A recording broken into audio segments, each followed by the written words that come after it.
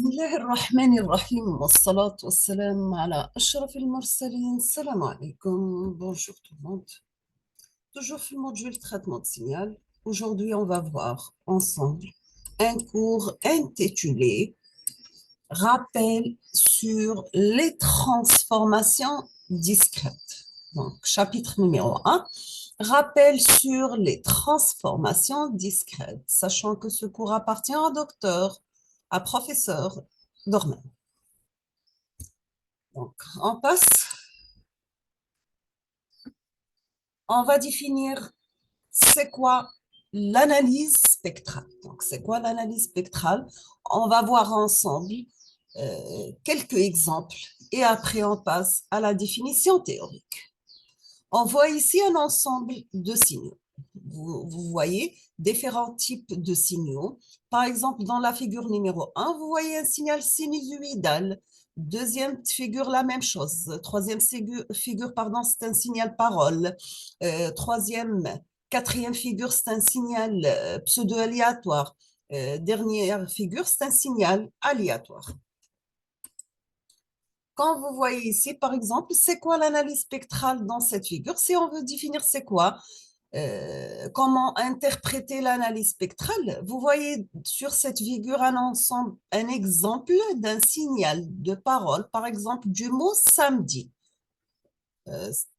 Donc, c'est un signal parole. Comment avoir ou comment faire l'analyse spectrale à ce type de signaux. Ici, par exemple, vous voyez un exemple d'un signal ECG. Bien sûr, l'ECG pour les battements de cœur. Ici, c'est la même chose, c'est un signal ECG. Comment faire ou comment interpréter ce type de signaux?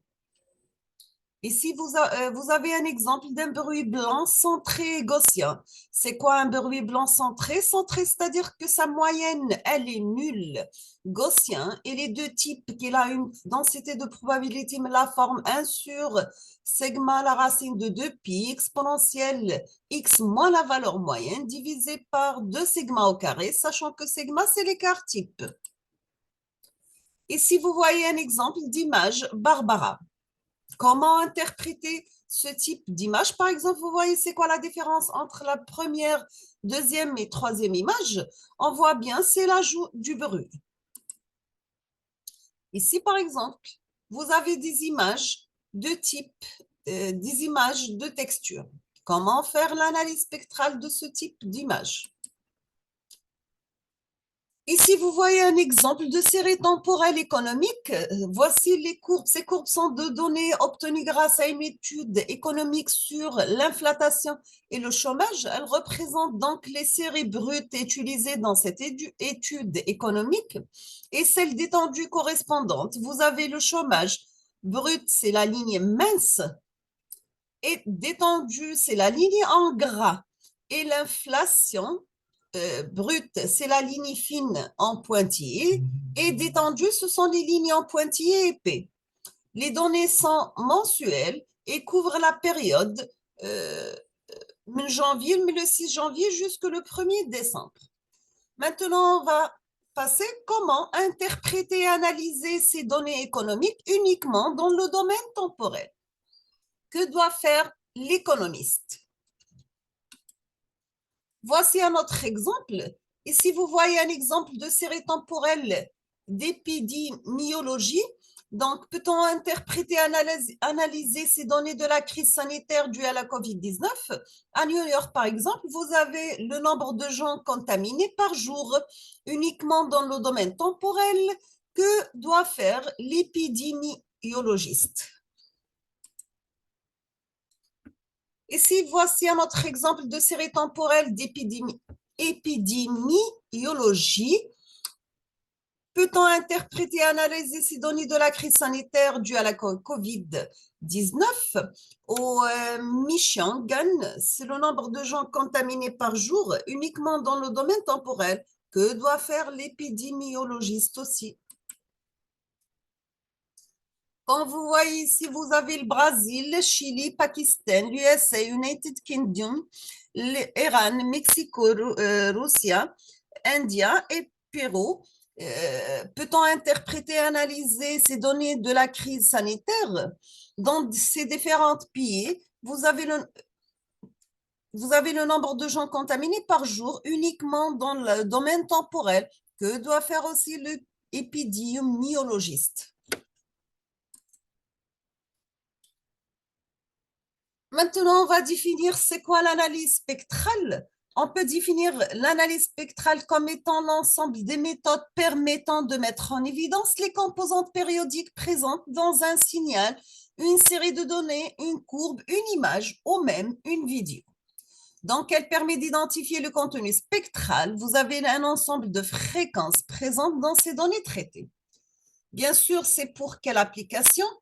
Vous pouvez trouver les données mesurées et ou acquises à partir, les données peut être sous forme de signal, images, vidéodonnées, etc., doivent être traitées surtout numériquement, par exemple un filtrage, un débruitage, une extraction, une détection, une compression, une synthèse, etc. Souvent, il est plus intéressant d'effectuer ces traitements dans le domaine spectral dû aux transformations au lieu du domaine original des directs qui peut être temporel, spatial ou bien spatio-temporel, etc. Maintenant, on va voir quels sont les outils de base pour l'analyse spectrale. Bien sûr, sans nul doute, la transformation de Fourier, mais aussi bien d'autres transformations linéaires et surtout orthogonales. D'ailleurs, pourquoi on les appelle transformées linéaires et aussi orthogonales? Est-ce que vous avez la réponse? Toujours, nous avons une combinaison linéaire. Au lieu de garder les signaux observés et acquis que l'on note par un ensemble, exemple XT, sous leur forme originale, sous forme de données mesurées, nous essayons de les représenter ou les rapprocher, approximer sous forme d'une combinaison linéaire, utilisant une base de fonctions, ce qu'on appelle phi de k de t, choisie préalablement. Bien sûr, ce que l'on appelle habituellement une représentation vectorielle des signaux. Donc, vous avez x estimé de t, c'est la somme des alpha k par la base phi k de t, sachant que k varie de 1 jusqu'à grand n. X chapeau, c'est l'approximation de x. Grand N, c'est l'ordre de la combinaison linéaire et les coefficients alpha k doivent être calculés pour une approximation optimale. Bien sûr, ce qui représente les fondamentaux de base de l'analyse spectrale déterministe. Ceci doit donc nous permettre de représenter les signaux mesurés sous forme plus simple, nous aidant à mieux les interpréter et les analyser. Avant de terminer, on doit voir la notion de distance. C'est quoi une distance et comment mesurer une distance?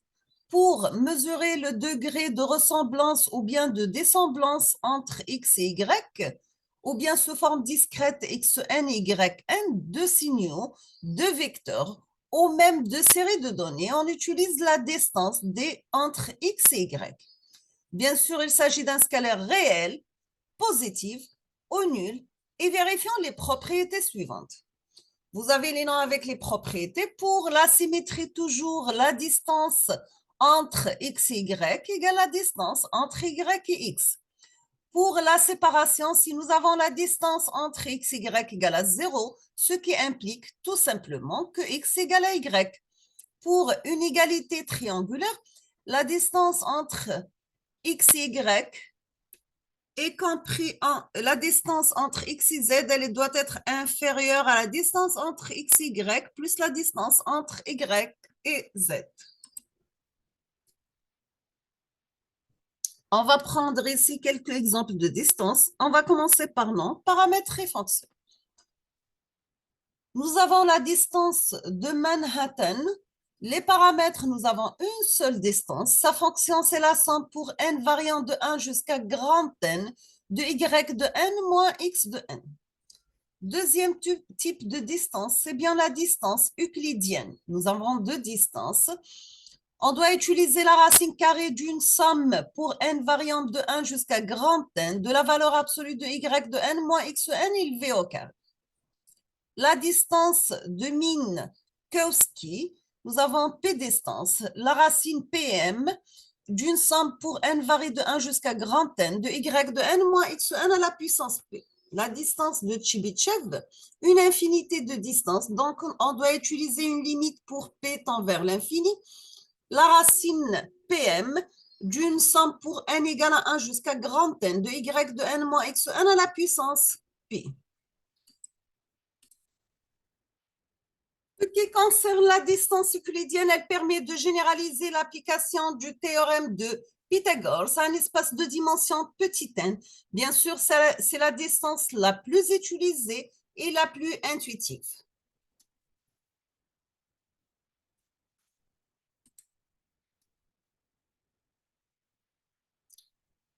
On a terminé avec la notion de distance. On passe maintenant à la notion de norme. C'est quoi une norme? Une norme d'un signal x de t, ce qu'on note x de t entre deux tirés, elle représente la distance d qui sépare l'origine de l'extrémité du signal. On peut de ce fait calculer la distance qui sépare deux signaux x de t et y de t en calculant en tout point la norme de la différence entre ces deux signaux. Vous avez la norme de y de n moins x de n est égale à la norme de e de n, c'est tout simplement une distance entre x et y. C'est la racine d'une somme variant de 1 jusqu'à grand N pour la valeur absolue de y de n moins x de n élevée au carré.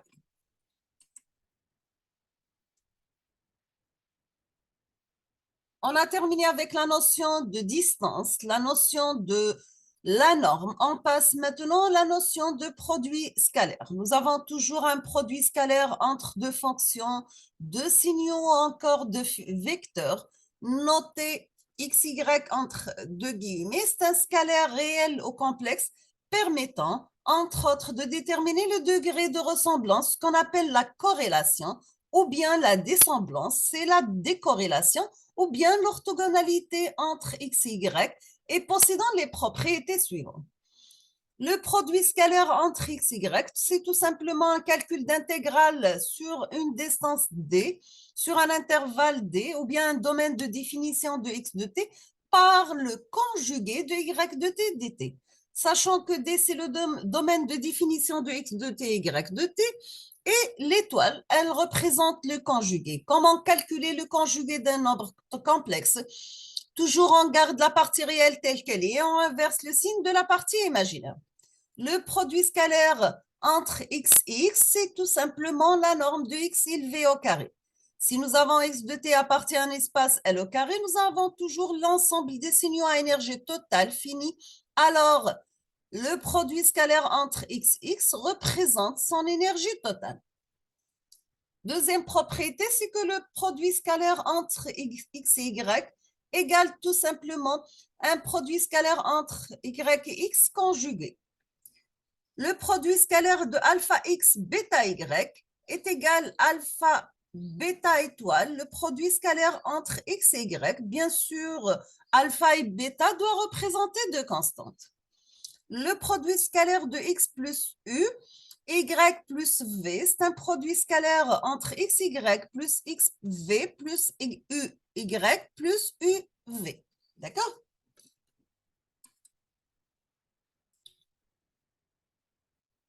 Maintenant, on va voir ensemble l'approximation au sens des moindres carrés. Bien sûr, l'idée est d'approcher un signal mesuré ou bien observé x de t par une combinaison linéaire de la forme x approximé de t, c'est la somme pour k variant de 1 jusqu'à grand N de alpha k par phi de k de t. Toujours on cherche à déterminer les valeurs optimales, alpha k garantissant une distance euclidienne d entre x et x estimée minimale. La norme de xn moins xn chapeau est égale à la norme de e est égale à la distance entre x et x approximée. C'est la racine d'une somme allant de 1 jusqu'à grand N de xn moins xn chapeau élevé au carré. C'est bien sûr, on doit calculer son minimum. Maintenant, on va passer au théorème de projection. Nous avons toujours que l'approximation x approximée de t sous forme d'une combinaison linéaire est optimale au sens de moindre carré. Bien sûr, si nous avons l'erreur de t qui est égale à xt moins x chapeau de t ou bien x estimé de t, elle est orthogonale à toutes les fonctions phi de k, tout simplement. Le produit scalaire entre e et phi de k égale à 0, quel que soit k. Et comme nous avons le produit scalaire entre x et x estimé est égal au produit scalaire entre x estimé plus e et x estimé, est égal à un produit scalaire entre x et x estimé plus deuxième produit scalaire entre e et x estimé, sachant que x estimé de t, c'est la somme pour k variable 1 jusqu'à grand N de alpha k par phi de k. Dans ce cas, on aura la formule suivante. Le produit scalaire de x par une somme de k variable 1 jusqu'à grand N de alpha k phi de k de t, c'est la somme, c'est un produit entre une somme de alpha L phi L de t. Deuxième, c'est une somme sur k, alpha k phi de k, k variable 1 jusqu'à n. Le premier, c'est L variable 1 jusqu'à n, plus deuxième produit scalaire de E avec une somme de alpha k phi de k et k varie de 1 jusqu'à grand N.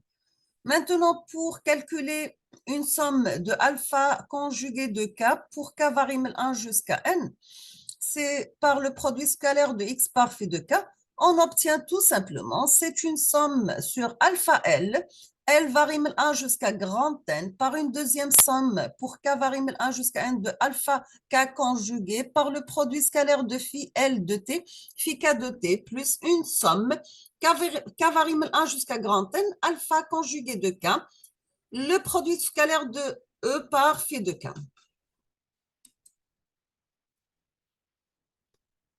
Maintenant, si on va appliquer le théorème pour le calcul des coefficients alpha k, on doit appliquer le théorème de projection sur une approximation optimale, bien sûr, ce qui nous permettra de trouver les meilleures valeurs de alpha k.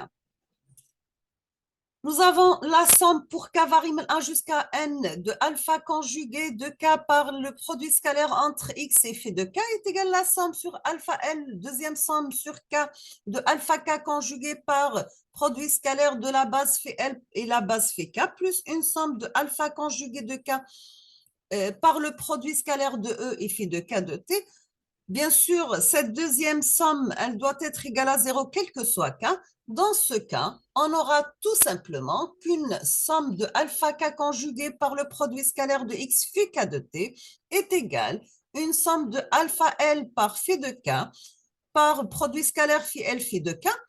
Si on choisit une base phi k orthogonale, on aura dans ce cas le produit scalaire entre x et phi de k est égal à alpha k par le produit scalaire de phi k et phi k, quel que soit k. Dans ce cas, on obtient un système de n équations, à n inconnues, les coefficients alpha k bien sûr, et chaque équation possède une seule inconnue.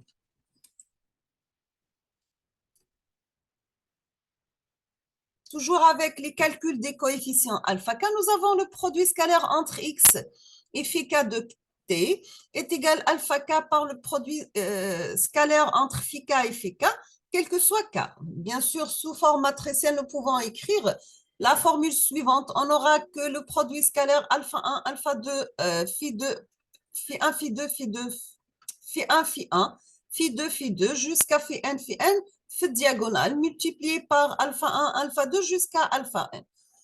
On peut calculer notre coefficient alpha k par la formule suivante. Donc, c'est un produit scalaire entre x et phi k de t divisé par un produit scalaire de phi k et phi k de t, quel que soit k. On va s'arrêter ici aujourd'hui et dans la prochaine vidéo, Inch'Allah, on va passer à la série de Fourier parce que la série de Fourier, elle est basée sur ces coefficients et ces notions. Merci beaucoup pour votre attention. N'hésitez pas comme toujours si vous avez des questions et à la prochaine vidéo. Merci beaucoup.